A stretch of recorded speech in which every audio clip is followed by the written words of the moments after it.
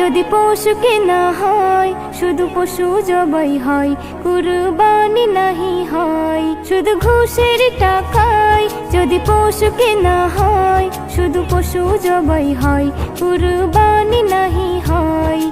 এমন যারা করে তারা নিজেকে ঠকায়, মনে করে সবার সেরা আমি দুনিয়ায়। কুরবানি কুরবানি কুরবানি মুবারক, কুরবানি কুরবানি কুরবানি মুবারক, কুরবানি কুরবানি কুরবানি মুবারক, কুরবানি কুরবানি কুরবানি মুবারক। গরু ছাগল দুম্বা উট যেই পশু হোক না ভাই, হালাল টাকায় কিনে